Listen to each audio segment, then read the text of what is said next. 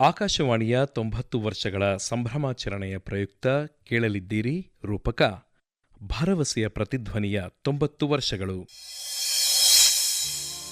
ಕಾಲಚಕ್ರವನ್ನು ಸ್ವಲ್ಪ ಹಿಂದೆ ತಿರುಗಿಸಿ ನೋಡೋಣ. ಹೊಸ ಶತಮಾನವೊಂದು ಆರಂಭವಾಗುತ್ತಿದ್ದ ಕಾಲ ಅದು. ಜಗತ್ತು ಬದಲಾಗುತ್ತಿತ್ತು, ಕಾಲ ಬದಲಾಗುತ್ತಿತ್ತು. ಕ್ಯಾಲೆಂಡರ್ನಲ್ಲಿ ವರ್ಷ 1900. ಆಗ ಯುವ ವಿಜ್ಞಾನಿ ಮಾರ್ಕೋನಿ ಒಂದು ಕನಸು ಕಂಡರು. ಧ್ವನಿಗೂ ರೆಕ್ಕೆಗಳು ಬಂದರೆ ಹೇಗಿರಬಹುದು ಎಂದು. ಅದೇ ಕ್ಷಣದಲ್ಲಿ ಹುಟ್ಟಿತು ಒಂದು ಹೊಸ ಕ್ರಾಂತಿ, ಲೋಕವನ್ನೇ ಒಂದಾಗಿ ಜೋಡಿಸಿದ ಅದ್ಭುತ ಕ್ರಾಂತಿ. ಆ ಕ್ರಾಂತಿಯ ಹೆಸರೇ ರೇಡಿಯೋ. 1900ರಲ್ಲಿ ಮಾರ್ಕೋನಿ ಇಂಗ್ಲೆಂಡಿನಿಂದ ಅಮೆರಿಕಾಗೆ ವೈರ್ಲೆಸ್ ಸಂದೇಶ ಕಳುಹಿಸುವ ಮೂಲಕ ರೇಡಿಯೋ ಸಂವಹನಕ್ಕೆ ಚಾಲನೆ ನೀಡಿದರು. ಅದಾದ ನಂತರ ಕೆನಡಾದ ವಿಜ್ಞಾನಿ ರೆಜಿನಲ್ಡ್ ಫೆಸೆಂಡನ್ 1906ರ ಡಿಸೆಂಬರ್ 24ರಂದು ರೇಡಿಯೋ ಪ್ರಸಾರವನ್ನು ಆರಂಭಿಸಿದರು. ಅವರು ಪಿಟೀಲನ್ನು ನುಡಿಸಿದಾಗ ಅಟ್ಲಾಂಟಿಕ್ ಮಹಾಸಾಗರದಲ್ಲಿ ಸಾಗುತ್ತಿದ್ದ ಹಡಗುಗಳ ರೇಡಿಯೋ ಆಪರೇಟರ್ಸ್ ತಮ್ಮ ರೇಡಿಯೋ ಸೆಟ್ಗಳಲ್ಲಿ ಆ ಸಂಗೀತವನ್ನು ಆಲಿಸಿದರು.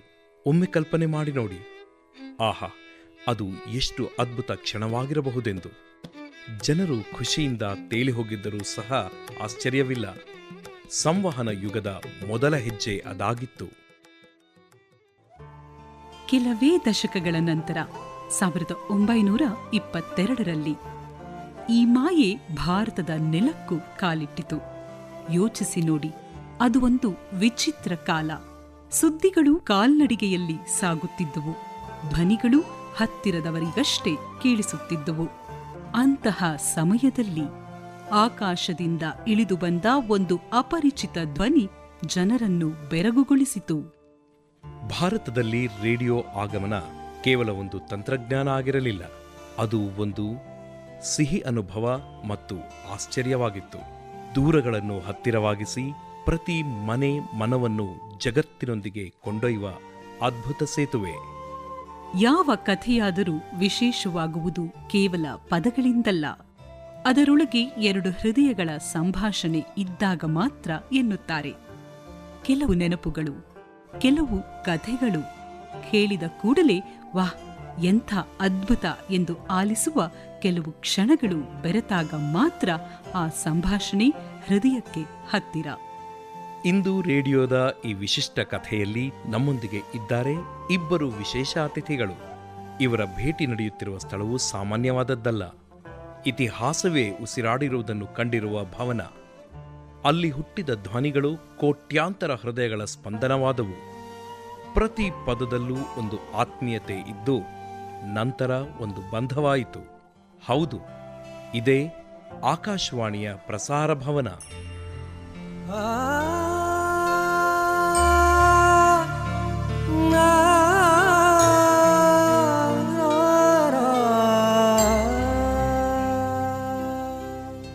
ಸ್ಟುಡಿಯೋದಲ್ಲಿ ಮುಖಾಮುಖಿಯಾಗಿ ಕುಳಿತಿದ್ದಾರೆ ವಿಕ್ರಾಂತ್ ಪಾಂಡೆ ಮತ್ತು ನೀಲೇಶ್ ಕುಲಕರ್ಣಿ.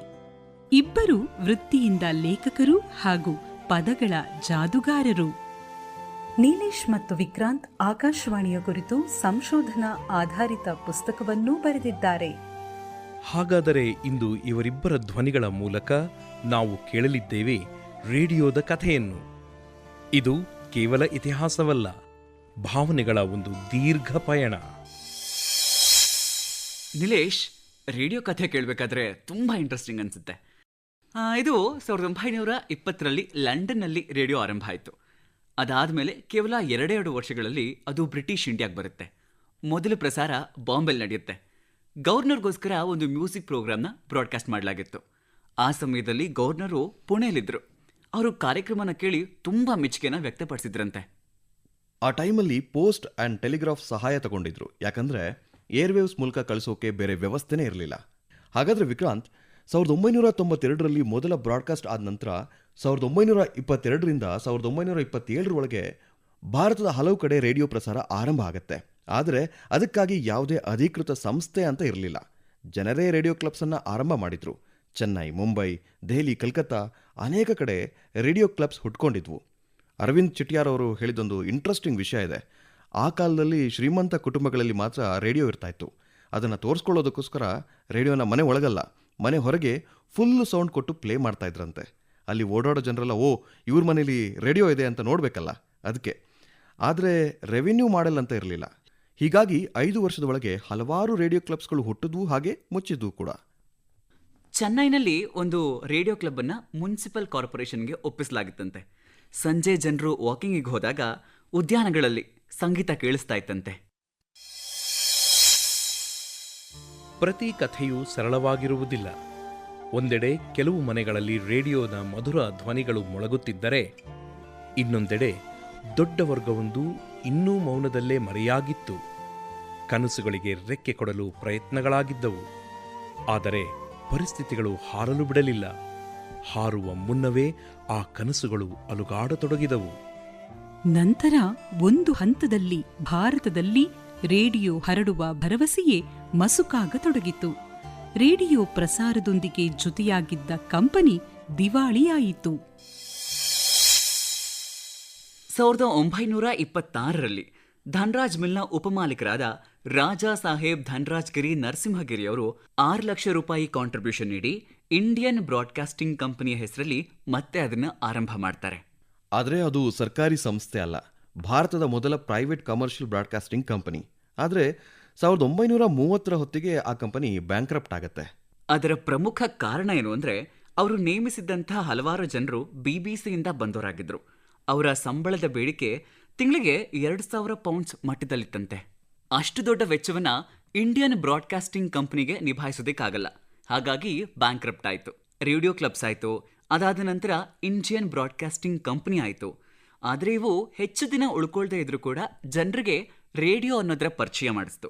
ಜನಗಳಿಗೆ ರೇಡಿಯೋ ಅಂತ ಕೂಡ ಒಂದಿದೆ ಅನ್ನೋದು ಗೊತ್ತಾಯಿತು. ಶ್ರೀಮಂತರು ರೇಡಿಯೋನ ಖರೀದಿ ಮಾಡಿ ತಮ್ಮ ಮನೇಲಿ ಇಟ್ಕೋತಾ ಇದ್ರು. ಇದೇ ಕಾರಣಕ್ಕಾಗಿ ಕಂಪನಿ ಮುಚ್ಚಿದಾಗ ಪೊಲಿಟಿಷಿಯನ್ಸು ಮತ್ತು ಈ local government servants British government ಮೇಲೆ ಒತ್ತಡ ಹೇರೋಕೆ ಶುರು ಮಾಡಿದ್ರು. ಇದರ ಪರಿಣಾಮವಾಗಿ 1931ರಲ್ಲಿ ಇಂಡಿಯನ್ ಸ್ಟೇಟ್ ಬ್ರಾಡ್ಕಾಸ್ಟಿಂಗ್ ಸರ್ವಿಸ್ ಆರಂಭ ಆಗತ್ತೆ. ಅದು ಸರ್ಕಾರದ ವತಿಯಿಂದ ಆರಂಭವಾದ ಬ್ರಾಡ್ಕಾಸ್ಟಿಂಗ್ ಸರ್ವಿಸ್. ನಿನಗೆ ನೆನಪಿದ್ಯಾ, ನಾವು ಮಿಸ್ಟರ್ ಮದಾನ್ ಅವರನ್ನ ಭೇಟಿಯಾಗಿದ್ವು. ಅವ್ರ ತಾತ ಫಾರೆಂಟಲ್ ರೇಡಿಯೋ ಕಂಪನಿ ಅಂತ ಏನೋ ಸೆಟಪ್ ಮಾಡ್ಕೊಂಡಿದ್ರು. ಅವ್ರು ಹೇಳಿದ್ರು, ಇಂಡಿಯನ್ ಬ್ರಾಡ್ಕಾಸ್ಟಿಂಗ್ ಕಂಪನಿ ಆದಾಗ ಆ ಸಮಯದಲ್ಲಿ ಬಹಳಷ್ಟು ಜನ ರೇಡಿಯೋನ ಖರೀದಿ ಮಾಡಿದ್ರು. ಆದರೆ ಅವರೆಲ್ಲರೂ ಕೂಡ ಪ್ರತಿಷ್ಠಿತ ಜನರು, ಸರ್ಕಾರಿ ನೌಕರರು ಹಾಗೂ ಬಹಳಷ್ಟು ಬ್ರಿಟಿಷ್ ಅಧಿಕಾರಿಗಳು, ಜೊತೆಗೆ ಭಾರತದ ಪ್ರತಿಷ್ಠಿತ ವ್ಯಕ್ತಿಗಳು ಕೂಡ. ಅವರ ಬಳಿ ರೇಡಿಯೋ ಸೆಟ್ ಏನೋ ಇತ್ತು, ಆದರೆ ಕೇಳಲು ಏನೂ ಇರಲಿಲ್ಲ. ಹಾಗಾಗಿ ಸರ್ಕಾರದ ಮೇಲೆ ಒತ್ತಡವನ್ನು ಹೇರೋಕೆ ಶುರು ಮಾಡಿದ್ರು.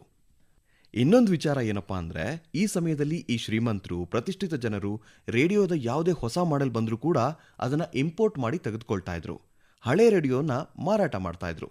ಆ ಸಮಯದಲ್ಲಿ ಮೆಕ್ಯಾನಿಕ್ಗಳ ದೊಡ್ಡ ಗುಂಪೇ ಇತ್ತು. ಅವರು ಆ ಹಳೆ ರೇಡಿಯೋ ಸೆಟ್ಗಳನ್ನು ಸ್ವಲ್ಪ ರಿಪೇರಿ ಮಾಡಿ ಮತ್ತೆ ಮಾರಾಟ ಮಾಡ್ತಾ ಇದ್ರು. ಬಹಳಷ್ಟು ಜನ ತಮ್ಮ ನಿತ್ಯ ಜೀವನವನ್ನು ನಡೆಸೋಕೆ ರೇಡಿಯೋ ಮೇಲೆ ಅವಲಂಬಿತರಾಗಿದ್ರು. ಇವರೆಲ್ಲರೂ ಸೇರಿ ಒತ್ತಡ ಹಾಕಿದಾಗ ಬ್ರಿಟಿಷ್ ಗೌರ್ಮೆಂಟ್ ಅನಿವಾರ್ಯವಾಗಿ ಸರ್ಕಾರಿ ಮಟ್ಟದಲ್ಲಿ ಪ್ರಸಾರ ಸೇವೆಯನ್ನು ಆರಂಭ ಮಾಡಿತು. ಆಗ ಬಿಬಿಸಿಯಿಂದ ಲೈನ್ ಅಂಡ್ ಫೀಲ್ಡ್ ಅನ್ನೋರು ಭಾರತಕ್ಕೆ ಬಂದರು. ಅವರು ಬಿಬಿಸಿಯಿಂದ ಬಂದವರು. ಇಂಡಿಯನ್ ಸ್ಟೇಟ್ ಬ್ರಾಡ್ಕಾಸ್ಟಿಂಗ್ ಸರ್ವಿಸ್ ಅನ್ನೋ ಉದ್ದನೆಯ ಹೆಸರು ಜನರ ಮನಸ್ಸಿಗೆ ತಲುಪೋದಿಲ್ಲ ಅನ್ನೋದು ಅವರ ಅಭಿಪ್ರಾಯ ಆಗಿತ್ತು. ಜನರ ನಾಲಿಗೆ ಮೇಲೆ ಸುಲಭವಾಗಿ ಉಳಿಯುವಂಥ ಒಂದು ಹೆಸರು ಬೇಕು ಅಂತ ಅವರು ಯೋಚನೆ ಮಾಡ್ತಾರೆ. ಆಮೇಲೆ ಒಂದು ಸಂಜೆ ವೈಸ್ ರಾಯ್ ಲಾರ್ಡ್ ಲಿನ್ಲಿತ್ ಗೌರನ್ನ ಭೇಟಿ ಮಾಡ್ತಾರೆ. ಈ ವಿಷಯನ ಅವ್ರಿಗೆ ಕನ್ವೆ ಮಾಡ್ತಾರೆ. Sir, I find myself in a bit of a predicament, and I was hoping for your guidance. Go on, Mr. Fielden. The name, sir, Indian State Broadcasting Service, it doesn't quite sit right. I believe you would agree. Mr. Fielden, this Indian State Broadcasting Service, rather a mouthful. You're quite right. Yes, sir. It feels administrative, distant, not something people can truly connect with. What we need is a name that belongs to the people of this land, something that feels inclusive. Perhaps something like All India Radio. Exactly, sir. Perfectly put. All India Radio. What a name! It carries both reach and identity. All India Radio. All India Radio. It does have a certain resonance. It speaks to the future, sir. To a time when voices from every corner of this country can be heard as one. Very well. Let us give it a future then. Of course, sir. All India Radio, it shall be. Thank you, sir. All India ರೇಡಿಯೋದ signature ಟ್ಯೂನ್ಗೆ ಕೋಟ್ಯಾಂತರ ಭಾರತೀಯರ ಆತ್ಮೀಯ ನಂಟಿದೆ. ಆ tune ಹಿಂದೆ ಇರುವ ಕಥೆಯು ಅಷ್ಟೇ ಆಸಕ್ತಿದಾಯಕ.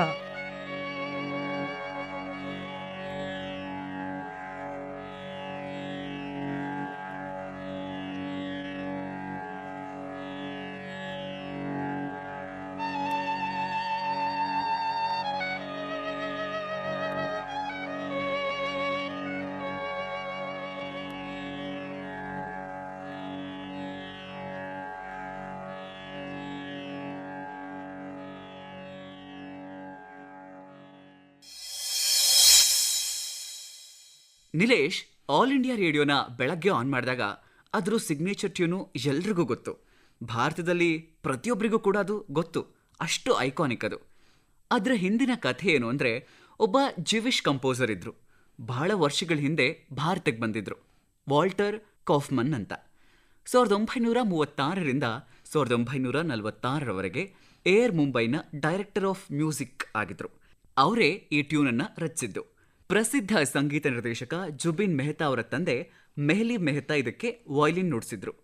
ರಾಗ ಶಿವರಂಜನಿಯಲ್ಲಿ ರೂಪುಗೊಂಡಿದೆ ಈ ಸಿಗ್ನೇಚರ್ ಟ್ಯೂನ್. ಇಂದಿಗೂ ಬೆಳಗಿನ ಹೊತ್ತಲ್ಲಿ ಆಲ್ ಇಂಡಿಯಾ ರೇಡಿಯೋ ಆರಂಭ ಆಗ್ತಿದ್ದ ಹಾಗೇನೆ ಕೇಳಿಬರುತ್ತೆ. ಅದನ್ನು ಕೇಳಿದ ತಕ್ಷಣ ಇದು all India radio signature tune ಅಲ್ವಾ ಅನ್ನೋದು ಪ್ರತಿಯೊಬ್ಬ ಭಾರತೀಯರಿಗೂ ಗೊತ್ತಾಗುತ್ತೆ. ಅಷ್ಟು ಚಿರಪರಿಚಿತವಾಗಿದೆ. ಇದನ್ನು ಕೇಳಿದ ತಕ್ಷಣ ಆಲ್ ಇಂಡಿಯಾ ರೇಡಿಯೋದ ಟ್ಯೂನ್ ಅಂತ ಗೊತ್ತಾಗ್ಬಿಡುತ್ತೆ. ಹಾಗೂ ಇಷ್ಟು ವರ್ಷ ಆದರೂ ಕೂಡ ಇದು ಬದಲಾಗಿಲ್ಲ.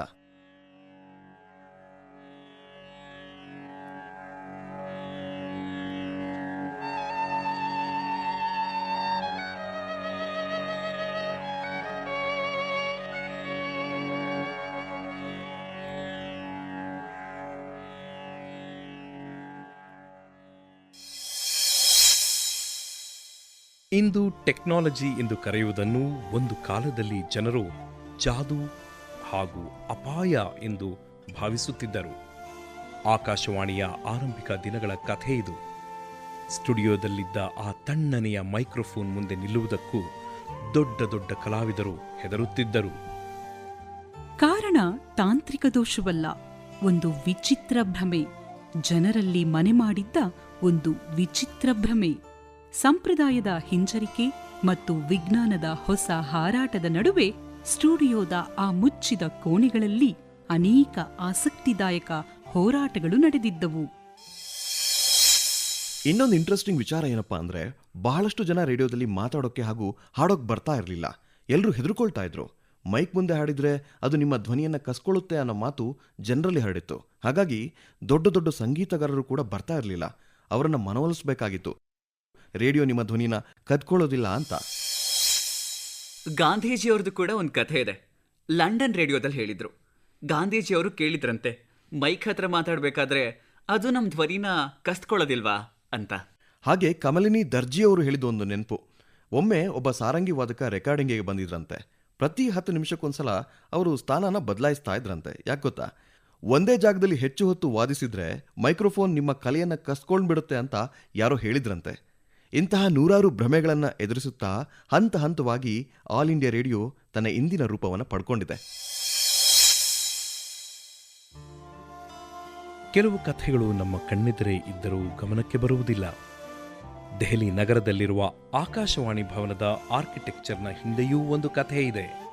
ವರ್ಷಗಳ ಕಾಲ ಮೌನವಾಗಿ ನಿಂತಿರುವ ಆ ಭವನ ಏನೋ ಹೇಳಬೇಕೆಂದು ಕಾತರಿಸುವಂತೆ ಕಾಣುತ್ತದೆ. ಪ್ರತಿದಿನ ಸಾವಿರಾರು ಜನರು ಇದರ ಮುಂದೆಯೇ ಹಾದು ಹೋಗುತ್ತಾರೆ. ಆದರೆ ಇದರ ನಿಜವಾದ ಕಥೆ ಇಂದಿಗೂ ಇತಿಹಾಸದ ಪದರಗಳ ಅಡಿಯಲ್ಲಿ ಅಡಗಿದೆ. ಅದು ಒಂದು ರಹಸ್ಯ. ಕಣ್ಣಿಗೆ ಕಾಣಿಸುತ್ತದೆ, ಆದರೆ ಅರ್ಥವಾಗುವುದಿಲ್ಲ. ಅಷ್ಟಕ್ಕೂ ಆ ಕಟ್ಟಡದ ಕಥೆಯೇನು? 1935ರ ವೇಳೆಗೆ ಬ್ರಾಡ್ಕಾಸ್ಟಿಂಗ್ ಲಾಭದ ಹಾದಿಯನ್ನು ಹಿಡಿದಿತ್ತು. ಭಾರತ ಸರ್ಕಾರ ಇದನ್ನು ಗಂಭೀರವಾಗಿ ಪರಿಗಣಿಸತೊಡಗಿತ್ತು. ಹೆಡ್ ಕ್ವಾರ್ಟರ್ಸ್ ದೆಹಲಿಯಲ್ಲಿ ಸ್ಥಾಪನೆ ಮಾಡಲಾಗುತ್ತೆ. ಮೊದಲ ಸ್ಟುಡಿಯೋ ಸಿವಿಲ್ ಲೈನ್ಸ್ ಅಲ್ಲಿ ಇತ್ತು. ಇಂದಿಗೂ ಅಲ್ಲಿ ಬೇಸ್ಮೆಂಟ್ ಮಾರ್ಬಲ್ ಸ್ಟೋನ್ ಮೇಲೆ this was the first broadcasting studio of all India radio ಅಂತ ಕೆತ್ತಲಾಗಿದೆ. ಅದೇ ಜಾಗದಲ್ಲಿ ಈಗ ಹಾಸ್ಪಿಟಲ್ ಇದೆ. ಆ ಮಾರ್ಬಲ್ನ ಎದುರಲ್ಲಿ ಡಿಪಾರ್ಟ್ಮೆಂಟ್ ಆಫ್ ರೇಡಿಯೋ ಡಯಾಗ್ನೋಸಿಸ್ ಇದೆ ಅನ್ನೋದು ಇನ್ನೂ ಇಂಟ್ರೆಸ್ಟಿಂಗ್ ಸಂಗತಿ. ನಿಲೇಶ್, ದೆಹಲಿಯ ಆಕಾಶವಾಣಿ ಭವನದ ಬಗ್ಗೆ ಒಂದು ಇಂಟ್ರೆಸ್ಟಿಂಗ್ ವಿಚಾರ ತುಂಬ ಜನ ಗೊತ್ತಿರಲ್ಲ. ಆ ಕಟ್ಟಡವನ್ನು ನೋಡಿದ್ರೆ ಸಾಧಾರಣವಾದ ಬಿಲ್ಡಿಂಗ್ ಅಂತ ಅನ್ನಿಸ್ಬೋದು ಎಲ್ರಿಗೂ. ಆದರೆ ಅದರ ವಿನ್ಯಾಸ ಅಂದರೆ ಡಿಸೈನ್ ಹಿಂದೆ ಒಂದು ಅದ್ಭುತವಾದ ಕಥೆ ಇದೆ. ನಾವು ಆ ಕಟ್ಟಡವನ್ನು ಆಕಾಶದಿಂದ ಅಂದರೆ ಟಾಪ್ ವ್ಯೂ ಇಂದ ನೋಡಿದ್ರೆ ಒಂದು ಹಳೆ ಕಾಲದ ಗ್ರಾಮಫೋನ್ ಅಥವಾ ರೆಕಾರ್ಡ್ ಪ್ಲೇಯರ್ ಥರ ಕಾಣಿಸುತ್ತೆ. ಎರಡೂ ಬದಿಯಲ್ಲಿ ಗ್ರಾಮಫೋನ್ನ ಸುರುಳಿಗಳಿದ್ದು ಅಂದರೆ ಸ್ಪೂಲ್ಸ್, ಮಧ್ಯದಲ್ಲಿ ಕಟ್ಟಡ ಇದೆ. ನನಗೆ 7 ವರ್ಷ ಆಗಿದ್ದಾಗಿಂದ ದೆಹಲಿ ಆಕಾಶವಾಣಿ ಕಟ್ಟಡಕ್ಕೆ ನಾನು ಬರ್ತಾ ಇದ್ದೀನಿ. ಆದರೆ ಕಳೆದ 60ರಿಂದ 65 ವರ್ಷಗಳಲ್ಲಿ ನನಗೆ ಈ ವಿಷಯ ತಿಳಿದಿರಲಿಲ್ಲ. ಇದನ್ನು ನಮ್ಮ ಗಮನಕ್ಕೆ ತಂದಂತಹ ಒಬೇದ್ ನಿಯಾಜಿ ಸಾಹೇಬರಿಗೆ ಧನ್ಯವಾದ ಹೇಳಲೇಬೇಕು. ಇನ್ನೊಂದು ಇಂಟ್ರೆಸ್ಟಿಂಗ್ ವಿಷಯ ಏನಪ್ಪ ಅಂದರೆ, ಈ ಕಟ್ಟಡ ದೆಹಲಿಯ ಪಾರ್ಲಿಮೆಂಟ್ ಸ್ಟ್ರೀಟ್ನಲ್ಲಿ ನಿರ್ಮಾಣವಾದಂತಹ ಮೊದಲ ಕೆಲವು ಕಟ್ಟಡಗಳಲ್ಲಿ ಒಂದು ಅಂತ ಹೇಳಬಹುದು. 1926ರಲ್ಲಿ ಇದರ ಎದುರಿಗೆ ಇಂಪೀರಿಯಲ್ ಬ್ಯಾಂಕ್ ಆಫ್ ಇಂಡಿಯಾ ನಿರ್ಮಾಣ ಆಗುತ್ತೆ. ಕೊನೆಗೆ 1943ರಲ್ಲಿ ಆಲ್ ಇಂಡಿಯಾ ರೇಡಿಯೋ ಈ ಭವನಕ್ಕೆ ಸ್ಥಳಾಂತರಗೊಳ್ಳುತ್ತೆ. ನನ್ನ ಇತಿಹಾಸ ತಜ್ಞ ಮಿತ್ರರಾದಂತಹ ಸ್ವಪ್ನ ಲಿಟಲ್ ಅವರು ಹೇಳುವಂತೆ, ಅಂದು ಪಾರ್ಲಿಮೆಂಟನ್ನು ಕೌನ್ಸಿಲ್ ಹಾಲ್ ಅಂತ ಕರಿತಾ ಇದ್ರು. ಆದರೆ ಈ ರಸ್ತೆ ಹೆಸರು ಮಾತ್ರ ಅಂದಿನಿಂದ ಇಂದಿನವರೆಗೆ ಪಾರ್ಲಿಮೆಂಟ್ ಸ್ಟ್ರೀಟ್ ಅಂತಾನೆ ಉಳಿದಿದೆ. ಆ ಕಾಲದಲ್ಲಿ ಕಟ್ಟಲಾದಂತಹ ಉಳಿದ ಎಲ್ಲ ಕಟ್ಟಡಗಳನ್ನು, ಉದಾಹರಣೆಗೆ ಈ ರೈಟರ್ಸ್ ಕಟ್ಟಡ ಇರಬಹುದು, ಕಾಲಕ್ರಮೇಣ ಎಲ್ಲವನ್ನ ಕೆಡವಿ ಮರುನಿರ್ಮಾಣ ಮಾಡಿದ್ದಾರೆ. ಆದರೆ ಈ ಆಕಾಶವಾಣಿ ಭವನ ಮಾತ್ರ ಇವತ್ತಿಗೂ ತನ್ನ ಮೂಲ ವಿನ್ಯಾಸವನ್ನ ಹಾಗೇ ಉಳಿಸಿಕೊಂಡಿರುವಂತಹ ಏಕೈಕ ಪಾರಂಪರಿಕ ಕಟ್ಟಡ ಆಗಿದೆ. ಇದು ಈ ಕಟ್ಟಡದ ಹೆಮ್ಮೆ ವಿಷಯ. 50ರಿಂದ 60 ವರ್ಷಗಳ ಹಿಂದೆ ಈ ಕಟ್ಟಡಕ್ಕೆ ಬಂದವರು ಇವತ್ತು ಇಲ್ಲಿಗೆ ಬಂದರೂ ಕೂಡ ಅವರಿಗೆ ಅಂದಿನ ಅದೇ ರೇಡಿಯೋ ಅನುಭೂತಿ ಮರುಕಳಿಸುತ್ತೆ. ಕಾಲ ವೇಗವಾಗಿ ಬದಲಾಗುತ್ತಿತ್ತು. ಇದುವರೆಗೂ ಜನರು ಕರೆಯುತ್ತಿದ್ದ ಆಲ್ ಇಂಡಿಯಾ ರೇಡಿಯೋಗೆ ಮತ್ತೊಂದು ಹೆಸರು ದೊರಕಿತು, ಆಕಾಶವಾಣಿ. ಆಕಾಶದಿಂದ ಹರಿದು ಬರುವ ಧ್ವನಿ, ಪ್ರತಿ ಮನೆಯನ್ನು ತಲುಪುವ ನಾದ. ಈ ಹೆಸರಿನ ಹಿಂದೆಯೂ ಹಲವು ಆಸಕ್ತಿದಾಯಕ ಕಥೆಗಳಿವೆ. ಬನ್ನಿ ಅವುಗಳನ್ನು ಕೇಳೋಣ ನೀಲೇಶ್ ಹಾಗೂ ವಿಕ್ರಾಂತ್ ಅವರ ಜೊತೆಯಲ್ಲಿ. 1938ರಲ್ಲಿ ರವೀಂದ್ರನಾಥ್ ಟ್ಯಾಗೋರ್ ಅವರನ್ನ AIR ಕೋಲ್ಕತ್ತಾ ಶಾರ್ಟ್ ವೇವ್ ಸರ್ವಿಸ್ಗಾಗಿ ಆಹ್ವಾನ ಮಾಡಲಾಗಿತ್ತು. ಆಗ ಅವರು ಬಂಗಾಳಿಯಲ್ಲಿ ಒಂದು ಕವಿತೆ ಬರೆದಿದ್ರು. ಅದರ ಇಂಗ್ಲಿಷ್ ಸಾಲು ಹೀಗಿದೆ: Akashvani utter speech from here, below the earth's glory it's purple glow. ಈ ಕಾರಣಕ್ಕಾಗಿಯೇ ಇವತ್ತು ನಾವು ಆಕಾಶವಾಣಿ ಅಂತ ಕರಿತೀವಿ ಅಂತ ಅನೇಕರು ನಂಬ್ತಾರೆ. ಆದರೆ ಅದರ ಇನ್ನೊಂದು ಕಥೆ ಇನ್ನೂ ಮನೋಜ್ಞವಾಗಿದೆ. ಮೈಸೂರಿನ ಪ್ರೊಫೆಸರ್ MV ಗೋಪಾಲಸ್ವಾಮಿ ಅವ್ರ ಕಥೆ. ಅವರು ಮನಃಶಾಸ್ತ್ರದ ಪ್ರಾಧ್ಯಾಪಕರಾಗಿದ್ದರು ಮತ್ತು ಮೈಸೂರಲ್ಲಿ ತಮ್ಮದೇ ಆದ ವೈಯಕ್ತಿಕ ರೇಡಿಯೋ ಸ್ಟೇಷನ್ನ ಸ್ಥಾಪಿಸಿದರು. ಅವರು ಪ್ರಸಾರ ಆರಂಭ ಮಾಡೋದಕ್ಕೂ ಮುನ್ನ ಪ್ರತಿಯೊಬ್ಬ ಸಾಮಾನ್ಯ ಮನುಷ್ಯನ ನಾಲಿಗೆ ಮೇಲೆ ಸುಲಭವಾಗಿ ಓಡಾಡುವಂಥ ಒಂದು ಹೆಸರನ್ನು ಹುಡುಕ್ತಾ ಇದ್ರು. ಅದು ಇಂಗ್ಲಿಷ್ ಪದವಾಗಿರಬಾರ್ದು, ಬದಲಾಗಿ ಸಂಸ್ಕೃತ ಅಥವಾ ನಮ್ಮ ನೆಲದ ಭಾಷೆಯ ಮೂಲವನ್ನು ಹೊಂದಿರಬೇಕು ಅನ್ನೋದು ಅವರ ಆಶೆ ಆಗಿತ್ತು. ಒಂದಿನ ಗೋಪಾಲ್ ಸ್ವಾಮಿಯವರು ಮತ್ತೆ ಅವರ ಸಹಾಯಕರು ಮನೆಯಲ್ಲಿ ಕೂತ್ಕೊಂಡು ಹೆಸರಿಗೋಸ್ಕರ ಸುದೀರ್ಘವಾಗಿ ಚರ್ಚೆ ಮಾಡ್ತಿರ್ತಾರೆ. ಅನೇಕ ಹೆಸರುಗಳು ಬರುತ್ತೆ, ಆದರೆ ಯಾವುದು ಕೂಡ ಸರಿ ಅನ್ಸಲ್ಲ. ಈ ಗೊಂದಲವನ್ನು ನೋಡಿ ಗೋಪಾಲಸ್ವಾಮಿಯವರ ಪತ್ನಿ ಕಮಲಮ್ಮ ಅವರು ಅಡುಗೆ ಮನೆಯಿಂದ ಆಚೆ ಬಂದು, ಏನಿದು ಚರ್ಚೆ ಅಂತ ಕೇಳ್ತಾರೆ. ಗೋಪಾಲ್ ಸ್ವಾಮಿಯವರು ಅರೆ ಮನಸ್ಸಿನಿಂದನೇ ಎಲ್ಲನೂ ವಿವರಿಸ್ತಾರೆ. ನೋಡು, ಇಲ್ಲಿಂದ ಒಂದು ಧ್ವನಿ ಹೊರಡುತ್ತೆ, ಮತ್ತೆ ಅದು ಇನ್ನೊಂದು ಕಡೆ ಕೇಳಿಸುತ್ತೆ, ಅದಕ್ಕೊಂದು ಹೆಸರು ಬೇಕು ಅಂತಾರೆ. ಆಗ ತಕ್ಷಣನೇ ಕಮಲಮ್ಮನವ್ರು ಹೇಳ್ತಾರೆ, ಅರೆ ಹಾಗಿದ್ರೆ ಅದು ಆಕಾಶವಾಣಿ ಅಂತ. ಅಲ್ಲಿಂದಾನೆ ಆಕಾಶವಾಣಿ ಅನ್ನೋ ಹೆಸರು ಚಾಲ್ತಿಗೆ ಬರುತ್ತೆ. ಇನ್ನೊಂದು ಕಥೆನೂ ಇದೆ. ನಾವು ಸಂಶೋಧನೆ ಮಾಡುವಾಗ ಹೊಸಬೇಟ್ ರಾಮರಾವ್ ಅವ್ರ ಬಗ್ಗೆ ತಿಳಿದು ಬಂತು. ಅವರ ಮಗಳಾದ ಅನುರಾಧಾಗಿರಿ ರಾವ್ ಅವರು 2012ರಲ್ಲಿ ಇಂಡಿಯನ್ ಎಕ್ಸ್ಪ್ರೆಸ್ನಲ್ಲಿ ಬರೆದ ಲೇಖನದ ಪ್ರಕಾರ ಅವ್ರ ತಂದೆ 1932ರಲ್ಲಿ 15ರಿಂದ 20 ಪುಟಗಳ ಒಂದು ಪುಸ್ತಕನ ಹೊರತಂದಿದ್ರಂತೆ. ಅದರಲ್ಲಿ ಮೊದಲ ಬಾರಿಗೆ ಆಕಾಶವಾಣಿ ಅನ್ನೋ ಪದವನ್ನು ಬಳಸಲಾಗಿತ್ತು. ಭಾಗವತ ಪುರಾಣದಲ್ಲಿ ಕಂಸನು ದೇವಕಿಯ ಮಗುವನ್ನು ಕೊಲ್ಲಲು ಮುಂದಾದಾಗ ಆಕಾಶದಿಂದ ಕೇಳಿ ಬಂದಂಥ ಅಶರೀರವಾಣಿಯಿಂದ ಅವರಿಗೆ ಈ ಹೆಸರಿನ ಸ್ಫೂರ್ತಿ ಸಿಕ್ತು ಅಂತ ಹೇಳಲಾಗತ್ತೆ. ಹೀಗೆ ಅನುರಾಧ ಅವರು ತಮ್ಮ ತಂದೆಯೇ ಈ ಹೆಸರನ್ನ ನೀಡಿದ್ದು ಅಂತ ಕೂಡ ಹೇಳ್ತಾರೆ. ಒಂದು ಕಾಲದಲ್ಲಿ ಧ್ವನಿ ತುಂಬಾ ದೂರದಿಂದ ಅಸ್ಪಷ್ಟವಾಗಿ ಬರುತ್ತಿತ್ತು. ನಂತರ ಹಠಾತ್ತನೆ ಗಾಳಿಯಲ್ಲಿ ಒಂದು ಮಾಯೆ ಬೆರೆತಿತು. ಅದೇ ಎಫ್ಎಂ ಲೋಕ. You got the music coming night and day. FM is ready for you in the morning or late at night. Oh, we gonna let the music play. AIR FM stereo all the time on all India radio. ಇಲ್ಲಿ ಧ್ವನಿ ಕೇವಲ ಕೇಳಿಸುವುದಿಲ್ಲ, ನಿಮಗೆ ಹತ್ತಿರದಲ್ಲಿಯೇ ಇರುವಂತೆ ಭಾಸವಾಗುತ್ತದೆ. ಆ ಪಯಣದಲ್ಲಿ ಹೊಸ ಹೊಸ ಧ್ವನಿಗಳು, ಹೊಸ ಹೊಸ ಬಣ್ಣಗಳು ಸೇರಿಕೊಂಡವು. ಇಂದು ಅದೇ ಧ್ವನಿ ಪ್ರತಿ ಜಾಗದಲ್ಲಿ, ಪ್ರತಿ ಕ್ಷಣವೂ ನಿಮ್ಮ ಜೊತೆಯಾಗಿದೆ. 1935ರಲ್ಲಿ ಬಿಬಿಸಿಯ ರಿಸರ್ಚ್ ಡಿಪಾರ್ಟ್ಮೆಂಟ್ನ HL ಕಿರ್ಕ್ ಭಾರತಕ್ಕೆ ಬಂದರು. ಫೀಲ್ಡನ್ ಅವ್ರ ಜೊತೆ ಸೇರಿ ಅವರು ಭಾರತ ಪ್ರವಾಸವನ್ನು ಮಾಡಿದ್ರು. ಅವರು ಸಲಹೆ ಕೊಟ್ಟಿದ್ರು, ಸ್ವಲ್ಪ ಮೀಡಿಯಂ ವೇವ್ ಸ್ಟೇಷನ್ಗಳನ್ನು ಹಾಕಬೇಕು, ಯಾಕಂದರೆ ಕ್ಲಾರಿಟಿ ಕಡಿಮೆ ಇದ್ರೂ ಕೂಡ ಅವರ ಧ್ವನಿ ತುಂಬ ದೂರದವರೆಗೆ ಕೇಳಿಸುತ್ತೆ ಅಂತ. ಆದರೆ 1936ರಲ್ಲಿ ಬಿಬಿಸಿಯಿಂದ ಬಂದಂತಹ ಚೀಫ್ ಇಂಜಿನಿಯರ್ CW ಗಾಯ್ಡರ್ ಅದನ್ನು ವಿರೋಧ ಮಾಡ್ತಾರೆ. ಅವ್ರು ಹೇಳಿದರು, ಸ್ವಲ್ಪ ಮೀಡಿಯಂ ವೇವ್ ಸ್ಟೇಷನ್ ಬದಲು ನಾವು ತುಂಬ ಶಾರ್ಟ್ ವೇವ್ ಸ್ಟೇಷನ್ಗಳನ್ನು ಕಟ್ಟಬೇಕು ಅಂತ. ಇದರಿಂದ ರೇಡಿಯೋ ಪ್ರಸಾರ ಜಾಸ್ತಿ ಆಗುತ್ತೆ ಅಂತ. ಇದರಲ್ಲಿ ಇನ್ನೊಂದು ದೊಡ್ಡ ಲಾಭ ಇತ್ತು. ತುಂಬ ಸ್ಟೇಷನ್ಗಳು ಇದ್ದರೆ ಕಾರ್ಯಕ್ರಮಗಳನ್ನು ಲೋಕಲೈಸ್ ಮಾಡಬಹುದಿತ್ತು. ಡೆಲ್ಲಿಯಲ್ಲಿ ಕೂತವರು ಏನು ಬ್ರಾಡ್ಕಾಸ್ಟ್ ಮಾಡಬೇಕು ಅಂತ ನಿರ್ಧರಿಸೋ ಅವಶ್ಯಕತೆ ಇರಲಿಲ್ಲ. ಲೋಕಲ್ ರೇಡಿಯೋ ಸ್ಟೇಷನ್ಗಳು ಲೋಕಲ್ ಜನರ ಇಷ್ಟದ ಪ್ರಕಾರ ರೇಡಿಯೋ ಪ್ರಸಾರ ಮಾಡಬಹುದಿತ್ತು. ಅದರ ನಂತರ 1977ರಲ್ಲಿ FM ಕ್ರಾಂತಿ ಶುರುವಾಗುತ್ತೆ. 1977ರಲ್ಲಿ AIR FM ಟ್ರಾನ್ಸ್ಮಿಷನ್ನ ಆರಂಭ ಮಾಡುತ್ತೆ. 1993ರವರೆಗೆ ಭಾರತದಲ್ಲಿ FM ಬ್ರಾಡ್ಕಾಸ್ಟಿಂಗ್ ನಡೆಸಿದ್ದ ಏಕೈಕ ಸಂಸ್ಥೆ ಅಂದರೆ ಅದು ಆಲ್ ಇಂಡಿಯಾ ರೇಡಿಯೋ ಆಗಿತ್ತು. ಇವತ್ತು medium wave, short wave, FM ಎಲ್ಲ ರೂಪಗಳಲ್ಲೂ ರೇಡಿಯೋ ಭಾರತದ ಮೂಲೆ ಮೂಲೆಗೂ ತಲುಪ್ತಾ ಇದೆ. ಆಕಾಶವಾಣಿಯ 90 ವರ್ಷಗಳು. ಇದು ಕೇವಲ ಕಾಲದ ಲೆಕ್ಕವಲ್ಲ, ಧ್ವನಿಗಳ ಪರಂಪರೆ. ಮೈಕ್ ಮುಂದೆ ಬದುಕಿದ ಅನೇಕ ಪ್ರಸಾರಕರ ಕಥೆಗಳು, ಆಡಳಿತಕಾರರ ಕಥೆಗಳು, ವಿಶ್ವದ ರೇಡಿಯೋ ವೇದಿಕೆಗಳಲ್ಲಿ ಭಾರತದ ಗುರುತು ನಿರ್ಮಿಸಿದ ಅನೇಕ ವ್ಯಕ್ತಿಗಳ ಪಯಣ. ಒಂದು ಕಾಲದಲ್ಲಿ ಮನೆಯ ಮಧ್ಯೆ ಇಡಲಾಗಿದ್ದ ಸಣ್ಣ ರೇಡಿಯೋ ಸೆಟ್ ಸುತ್ತಲೂ ಇಡೀ ಕುಟುಂಬವೇ ಕುಳಿತು ಕೇಳುತ್ತಿತ್ತು. ಅಂದು ಅನಲಾಗ್ ಅಲೆಗಳ ಯುಗ. ಆಗ ಧ್ವನಿ ಗಾಳಿಯ ಸಹಾಯದಿಂದ ಹೃದಯಗಳನ್ನು ತಲುಪುತ್ತಿತ್ತು. ನಂತರ ಕಾಲ ಬದಲಾಗಿ ಟೇಪ್ ರೆಕಾರ್ಡರ್ ಬಂತು. ಟ್ರಾನ್ಸಿಸ್ಟರ್ ಜನರ ಜೇಬಿಗೆ ಸೇರಿತು. ಆಕಾಶವಾಣಿ ಮನೆ ಮಾತಾಯಿತು. ಇಂದು digital studio, satellite broadcast, mobile apps ಮೂಲಕ ಅದೇ ಧ್ವನಿ ಜಗತ್ತಿನ ಯಾವ ಮೂಲೆಯಲ್ಲಿದ್ದರೂ ಕೇಳಬಹುದು. ಇದರ ಹಿಂದೆ ಆಕಾಶವಾಣಿಯ ಕಾರ್ಯಕ್ರಮ, ಎಂಜಿನಿಯರಿಂಗ್ ವಿಭಾಗಗಳ ಜೀವ ತುಂಬಿದ ಪರಿಶ್ರಮ, ಸೇವೆ ಮತ್ತು ನಿಜವಾದ ನಿಷ್ಠೆ ಅಡಗಿದೆ. ದೂರಗಳು ಹೆಚ್ಚಾದಾಗ ಒಂದು ಧ್ವನಿಯೇ ಆತ್ಮೀಯತೆಯ ಆಧಾರವಾಗುತ್ತದೆ. ಒಂದು ಅನ್ಯ ದೇಶ, ದೀರ್ಘ ದಿನಗಳು, ಒಂಟಿತನ, ಆಗ ಅಪರಿಚಿತ ಧ್ವನಿಯೊಂದು ಕೇಳಿಬಂದರೆ ಎಲ್ಲವೂ ತನ್ನದು ಎಂಬ ಭಾವನೆ ಮೂಡುತ್ತದೆ. ಕ್ಷಣದಲ್ಲೇ ಮನೆ ನೆನಪಾಗುತ್ತದೆ. ಆದರೆ ಈ ಧ್ವನಿ ಅಷ್ಟು ದೂರಗಳನ್ನು ಹೇಗೆ ತಲುಪುತ್ತದೆ? ಇಂದು ನ್ಯೂಸ್ ಆನ್ ಏರ್ ಆಪ್ ಮುಖಾಂತರ ವಿಶ್ವದ ಯಾವ ಮೂಲೆಯಿಂದ ಬೇಕಾದರೂ ಕೂಡ ಭಾರತೀಯ ರೇಡಿಯೋ ಸ್ಟೇಷನ್ಗಳನ್ನ ಕೇಳಬಹುದು. ಲಡಾಖ್ನಲ್ಲಿ ಕುಳಿತಿರುವಂತಹ ಕೇರಳದ ಯೋಧ ಕೂಡ ತನ್ನ ಭಾಷೆಯಲ್ಲಿ ಕಾರ್ಯಕ್ರಮನ ಕೇಳಬಹುದು. ಸ್ಪೇನ್ನಲ್ಲಿ ಕೆಲಸ ಮಾಡ್ತಿರೋ ಭಾರತೀಯ ಕಾರ್ಮಿಕನು ಕೂಡ ವಿವಿಧ ಭಾರತಿ ಕೇಳ್ತಾ ತನ್ನ ಮನೆಯ ನೆನಪಿನಲ್ಲಿ ತೇಲ್ಬಹುದು.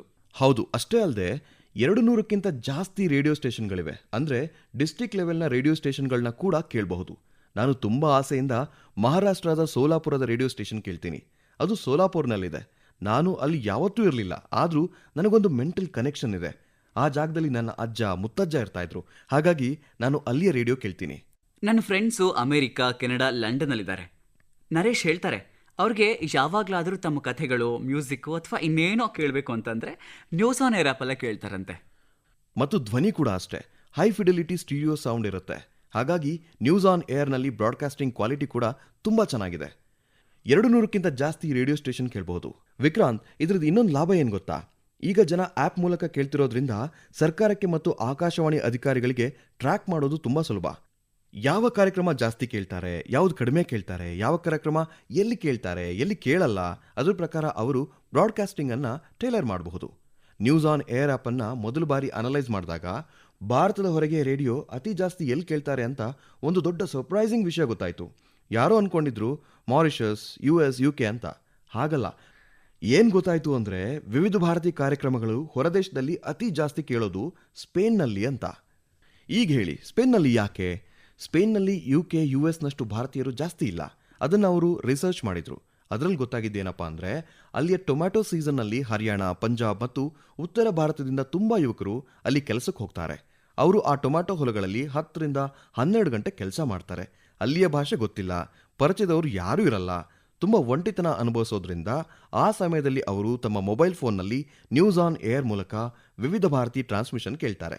ಆಗ ಅವರಿಗೆ ತಾವು ಮನೆ ಜೊತೆ ಕನೆಕ್ಟೆಡ್ ಇದ್ದೀವಿ ಅಂತ ಅನಿಸುತ್ತೆ. ಹಾಗಾಗಿ ನ್ಯೂಸ್ ಆನ್ ಏರ್ನ ದೊಡ್ಡ ಕಾಂಟ್ರಿಬ್ಯೂಷನ್ನೇ ಇದೆ. ಮತ್ತು ಮುಂದಾಗೋದೇನಪ್ಪ ಅಂದರೆ ಪ್ರತಿ ಮೊಬೈಲ್ ಫೋನ್ನಲ್ಲಿ ಒಂದು ಚಿಪ್ ಬರುತ್ತೆ. ಅದರಲ್ಲಿ ಇಂಟರ್ನೆಟ್ ಇಲ್ಲದೆಯೂ ನೀವು Akashvani all India radio broadcast ಕೇಳಬಹುದು. ಅದು ನೆಕ್ಸ್ಟ್ ಟೆಕ್ನಾಲಜಿಯ ಅಡ್ವಾನ್ಸ್. 1920ರಲ್ಲಿ ಮಾರ್ಕೋನಿ ಅವರ ಮೊದಲ ಬ್ರಾಡ್ಕಾಸ್ಟ್ ಆಯಿತು. 1922ರಲ್ಲಿ ಭಾರತದಲ್ಲಿ ಮೊದಲ ಬಾರಿ ಬ್ರಾಡ್ಕಾಸ್ಟ್ ಆಯಿತು.